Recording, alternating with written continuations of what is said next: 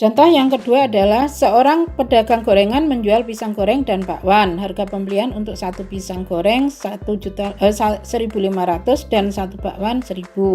Modal yang dimiliki hanya 300.000 setiap harinya. Pedagang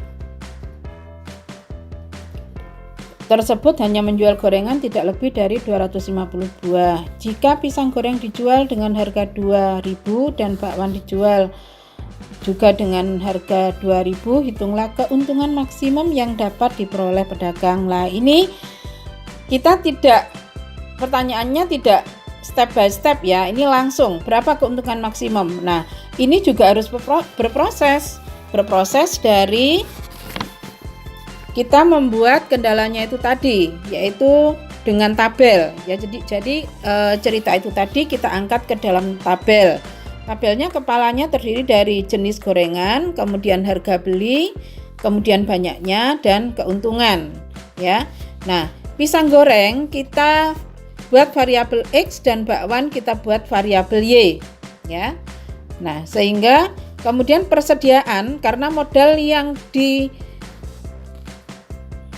disediakan 300.000 ya, di situ kita tulis, kemudian banyaknya gorengannya adalah 250.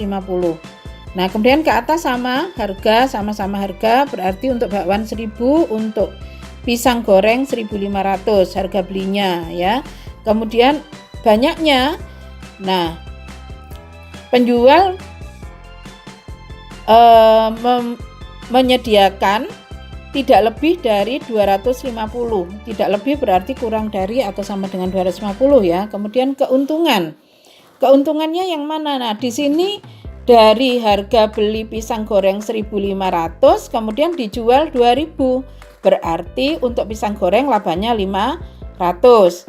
Kemudian bakwan dari harga beli 1.000 kemudian dijual 2.000, berarti keuntungannya 1.000. Nah, persediaannya adalah Z. Ini Z yang kita cari. Sekarang model matematika atau sistem pertidaksamaannya adalah yang pertama 1.500 X ditambah 1.000Y kurang atau sama dengan 300.000, karena maksimum ya. Diperkecil menjadi 3X plus 2Y kurang atau sama dengan 600 dibagi 500 ya. Kemudian yang kedua adalah X plus Y kurang atau sama dengan 250, X lebih dari atau sama dengan 0, Y lebih dari atau sama dengan 0. Fungsi tujuan atau fungsi sasaran atau yang dimaksud fungsi objektif adalah Z sama dengan Fx, Y sama dengan ini 500X ditambah 1.000Y, atau bisa diperkecil menjadi sama dengan X plus 2Y kali 500. Nah, sekarang kita menentukan daerah himpunan penyelesaian, yaitu dengan grafik kartesius ya. Kita buat grafik kartesiusnya, kita buat di sini, ini sumbu X, itu sumbu Y. Kemudian kita tentukan dari pertidaksamaan yang pertama ya. Dari pertidaksamaan yang pertama kita dapatkan 3X plus 2Y ditulis dulu sama dengan 600 ya. Sehingga kalau X-nya 0 berarti Y-nya 300 ya. Kemudian kalau Y-nya 0 maka X-nya 200. Jadi kalau ini 0 berarti 3X sama dengan 600, X-nya 200 ya. Nah, kemudian ini berarti titiknya adalah 0,300, berarti di sini 300. Kemudian 200,0 ya, berarti ini 200,0. Kemudian kita tarik garis ya, 300 dan 200 itu. Kemudian daerahnya yang mana? Karena kurang dari atau sama dengan 300.000 berarti yang di dalam. Karena 0, ketika kita masukkan titik 0,0, 0 ditambah 0 berarti 0 kurang dari 300. Betul, berarti daerahnya di dalam. Kita buat tanda panah 1, 2 itu aja sudah cukup ya, atau 3.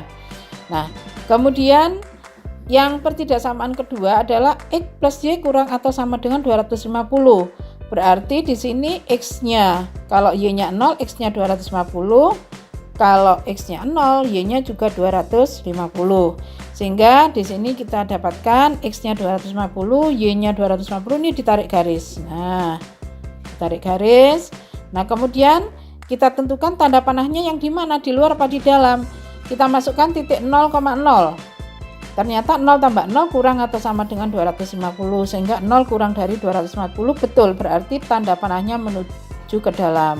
Ya, ini menuju ke dalam tanda panahnya. Ini ya, ini garisnya. Ini dengan ini ya. Nah, itu.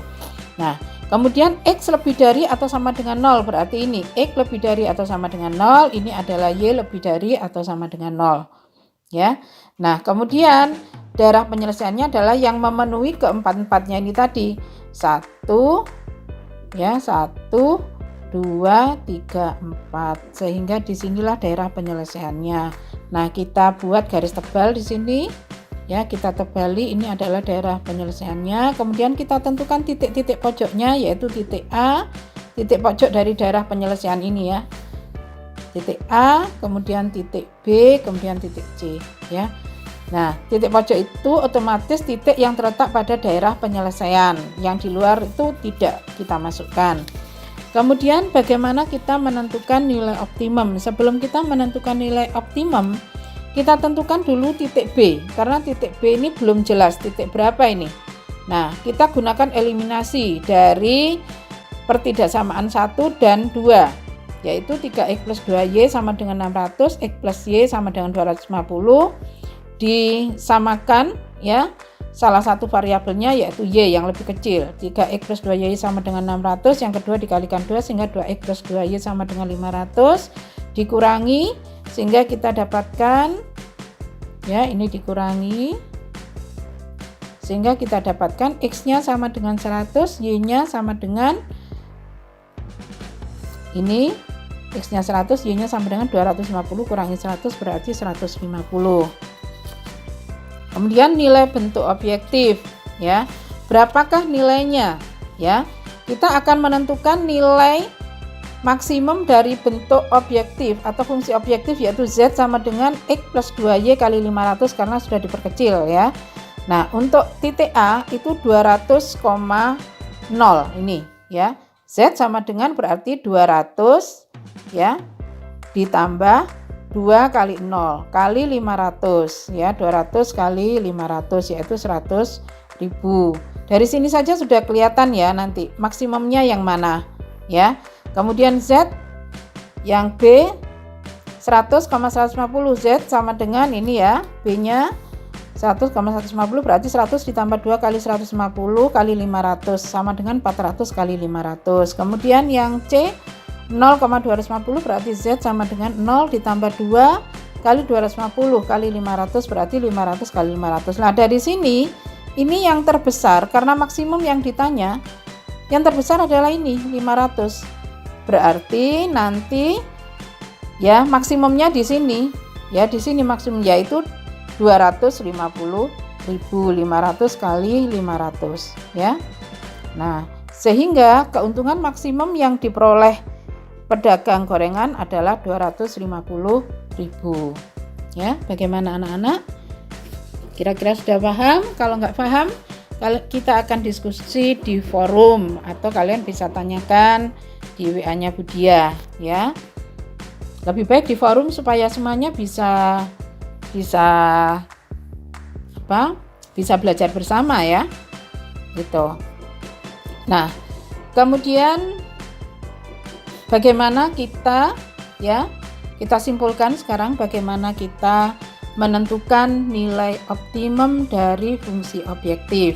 Langkah pertama adalah kita menentukan kendalanya atau langsung dengan tabel, dan tentukan variabel X dan Y-nya, kemudian yaitu biasanya pada kalimat yang terakhir yang tidak ada persediaannya.